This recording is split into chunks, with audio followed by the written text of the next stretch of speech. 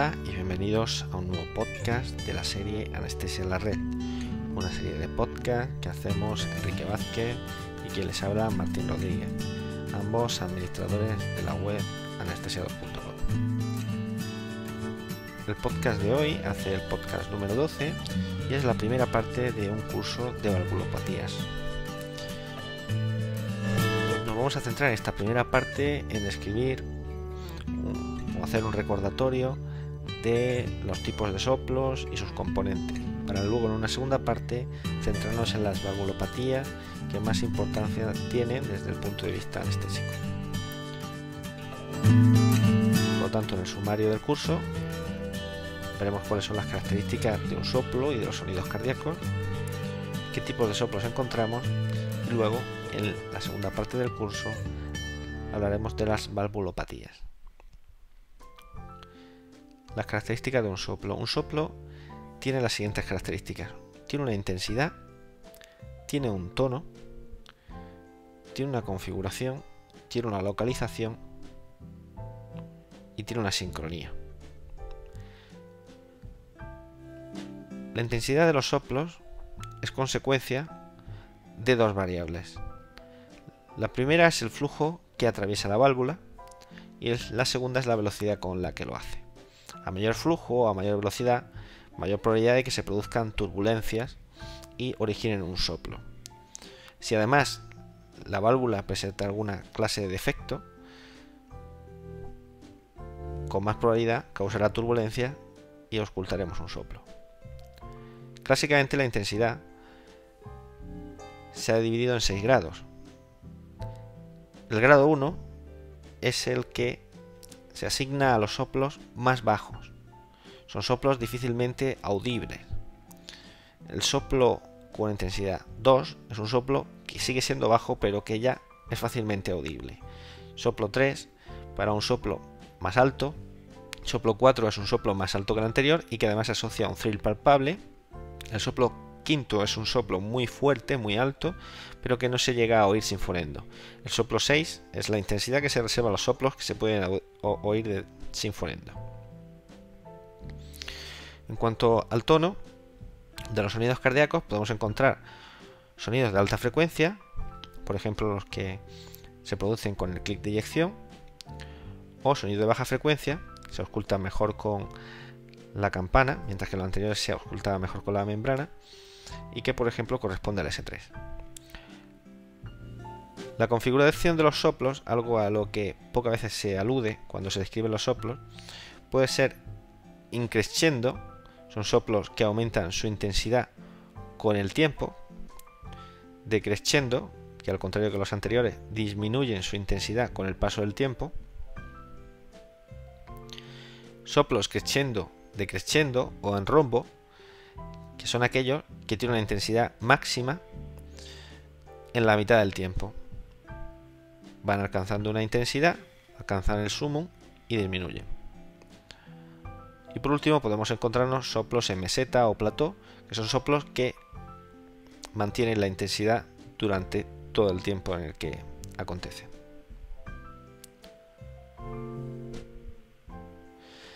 Si nos referimos a la localización, básicamente la localización de un soplo se debe fundamentalmente a la válvula que lo está causando. Sabemos que el S1 se corresponde con el cierre de la válvula tricuspidia y mitral y el S2 se corresponde con el cierre de la válvula aórtica y pulmonar. En la representación estamos viendo la superposición del corazón sobre una radiografía de tórax, pero en un esqueleto lo entenderemos mejor. El soplo aórtico se ausculta mejor en la región paraesternal derecha a nivel del segundo espacio intercostal. El soplo pulmonar se ausculta mejor en el segundo espacio intercostal, pero en la región paraesternal izquierda. El soplo tricuspidio se ausculta por debajo del anterior en el cuarto espacio intercostal, región paraesternal izquierda. Y el soplo mitral se ausculta mejor a nivel del ápex, que coincide más o menos con el quinto espacio intercostal en la línea medioclavicular. Una cosa importante con los soplos es describir su sincronía, si corresponden a una fase de sístole o una fase de diástole o continua. Los soplos sistólicos pueden ser soplos protosistólicos cuando ocurren al inicio de la sístole, telediastólicos si ocurren al final, mesosistólicos si acontecen en la mitad o los sistólicos si abarcan toda la sístole. Análogamente, los diastólicos pueden ser protodiastólicos, telediastólicos o mesodiastólicos. Por último, podemos encontrar soplos continuos que abarcan la sístole y la diástole. Esta clasificación es importante, puesto que todos los soplos que no sean soplos mesosistólicos con una intensidad de 2/6 son soplos patológicos y hay que investigarlos.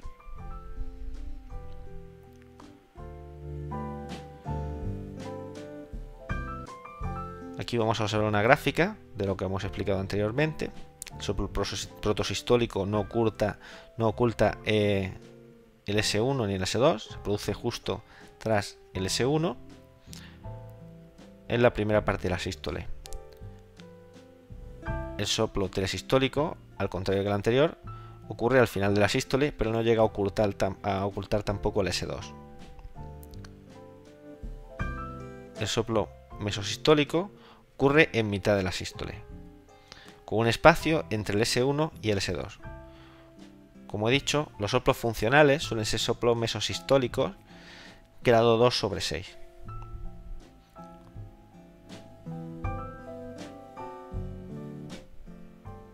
Por último, el soplo sistólico es un soplo que abarca toda la sístola y por lo tanto puede ocultar el S1 y el S2.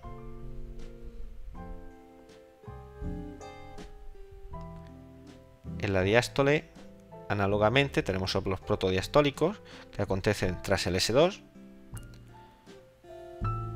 soplos telesistólicos que acontecen justo antes del S1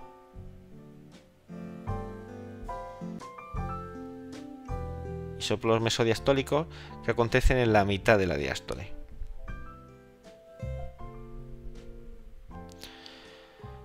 Cuando auscultamos un paciente es importante tener un cierto grado de aislamiento sonoro.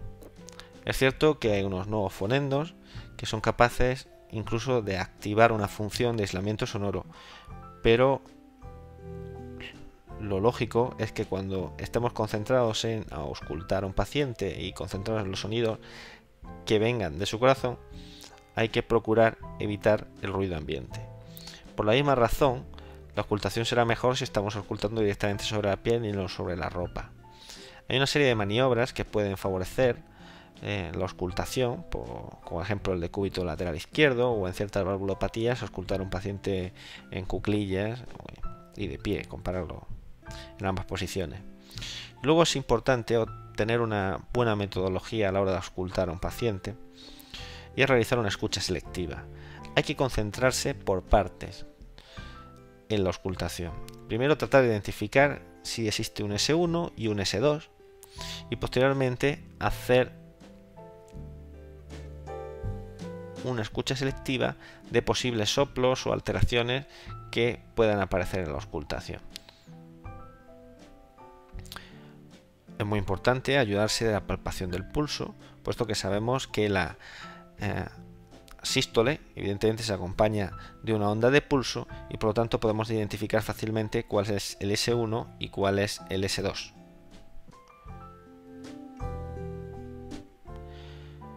Brevemente diremos que los fonendoscopios tienen varias partes. Una son las olivas, que son las que se introducen a nivel auricular. Las ojivas son la parte metálica por la que se continúa el fonendo.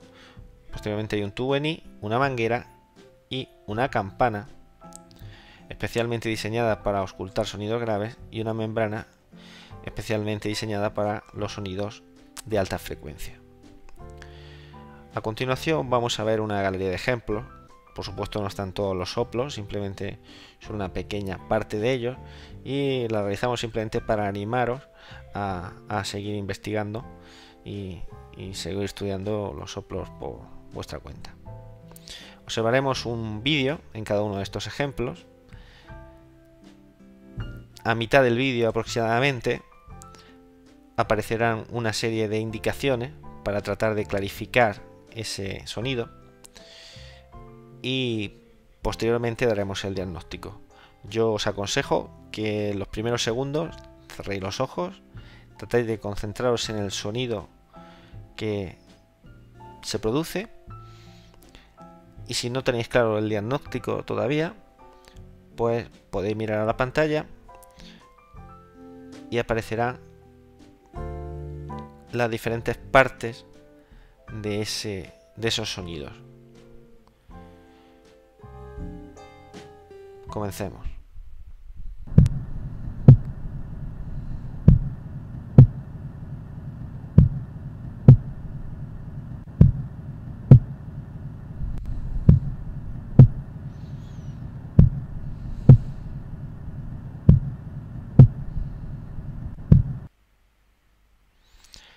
Bueno, como veis, el primero era fácil, eran los tonos cardíacos normales. Hemos representado un fonograma, una representación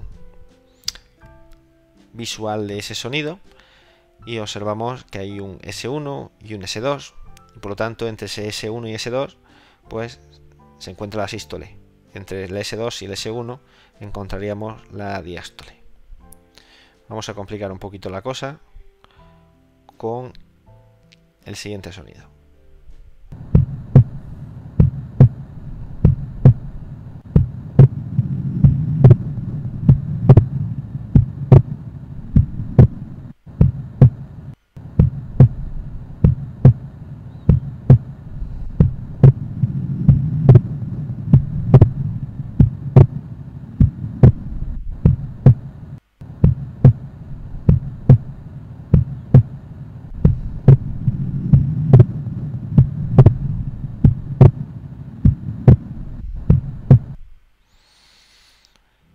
Pues en efecto, esto correspondía al desdoblamiento fisiológico del segundo ruido en inspiración. Hemos observado cómo en la primera parte el S1 y el S2 permanecen como un único ruido cardíaco, no se desdoblan, pero cuando se produce la inspiración, por el mayor aflujo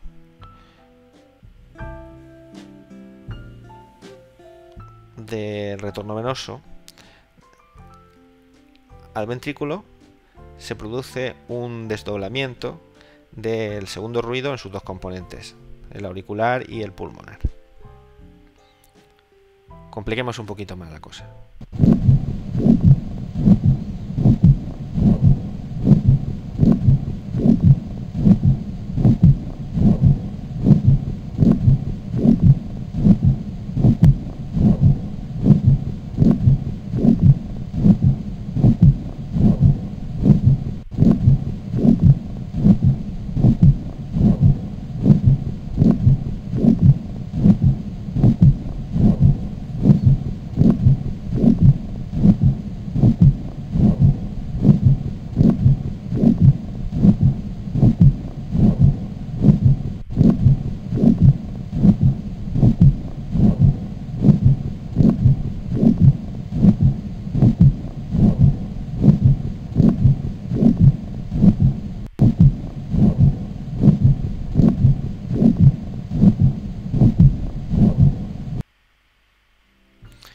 Bien, en este caso se trataba de una regurgitación aórtica.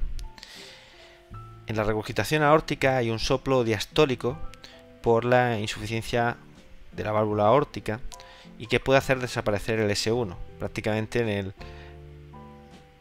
en la secuencia anterior el S1 no se encontraba. Por un efecto Venturi, debido a esa sobrecarga ventricular que se produce en la diástole, puede aparecer, como en este caso, un soplo mesosistólico. Por lo tanto, aparecía un soplo diastólico y un soplo mesosistólico, aunque este último no siempre aparece.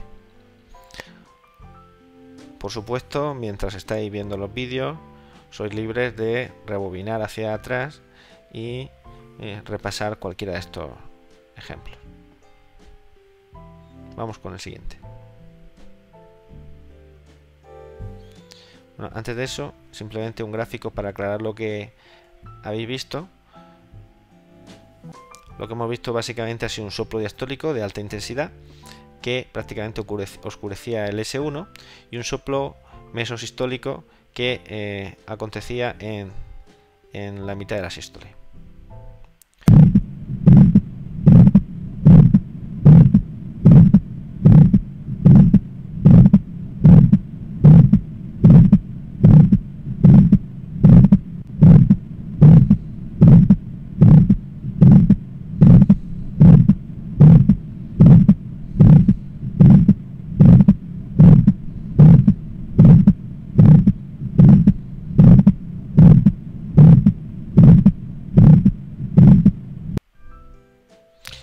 Bien, en este caso lo que hemos oído es un soplo característico de una estenosis aórtica, un soplo sistólico.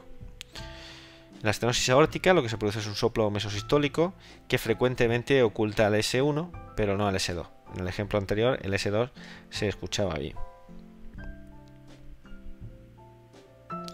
Si lo vemos sobre la gráfica, pues básicamente la representación de lo que hemos oído es esta: un soplo sistólico de alta intensidad que ocultaba al S1 pero dejaba libre al S2. Siguiente ejemplo.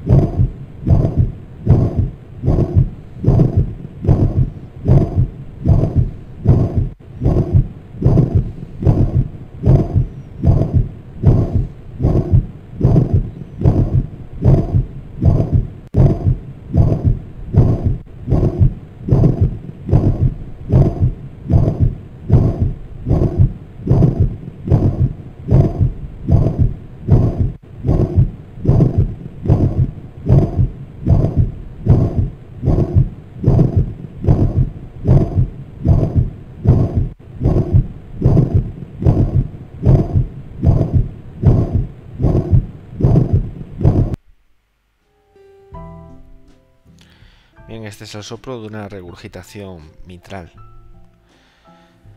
Es un soplo holosistólico que puede ocultar S1 y S2, de tan fuerte que es.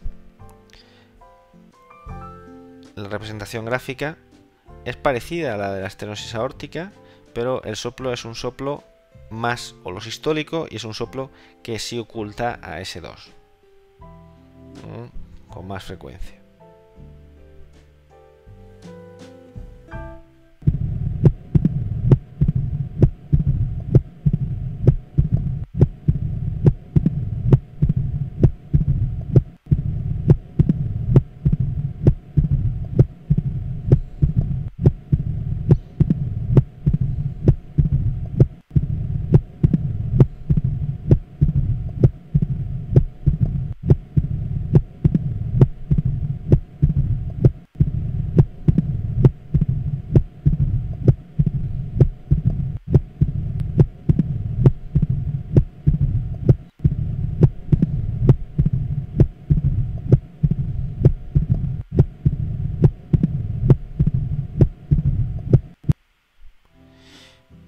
En este caso estábamos ante una estenosis mitral. Lo característico de esta estenosis es la aparición de un clic de apertura de esa válvula estenótica. Era ese sonido en forma de galope, pero que realmente corresponde a ese clic de apertura de la válvula mitral. Bueno, junto a este clic, evidentemente hemos escuchado un soplo mesodiastólico, que es el que corresponde al paso del flujo de sangre por esa válvula estenótica. En la representación gráfica, lo que hemos escuchado ha sido esto: un S1, un S2 y un clic. Justo tras el clic aparece el soplo diastólico. Bien, con esta primera parte del curso hemos terminado un pequeño recordatorio que básicamente lo que sirve es para animaros a estudiar los soplos. No es fácil y hay que hacer un empeño continuado por ir mejorando. en ese terreno, porque el principal screening de las valvulopatías se hace con la auscultación, y la consulta de anestesia es un sitio privilegiado para el diagnóstico de valvulopatías. No me quiero despedir de vosotros sin recomendaros una serie de enlaces para los que queráis seguir practicando. Fundamentalmente os vamos a recomendar esta página, que corresponde a la casa 3M, concretamente a Littmann, que tiene un entrenamiento virtual en examen cardíaco, que por supuesto está en inglés, pero que es muy completo. Hay muchos casos, se explican perfectamente, y básicamente lo que se trata es de responder con unas preguntas sencillas a los soplos que habéis escuchado.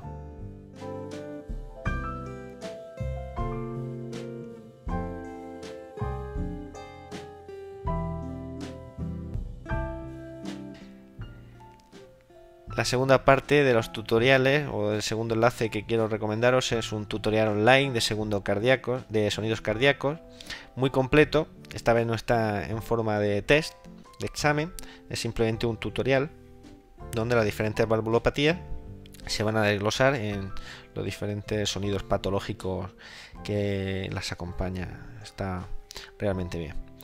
Bueno, pues sin más, me despido de vosotros hasta nuestro próximo podcast, y recordaros que podéis suscribiros en iTunes o visitarlos en anestesiados.com.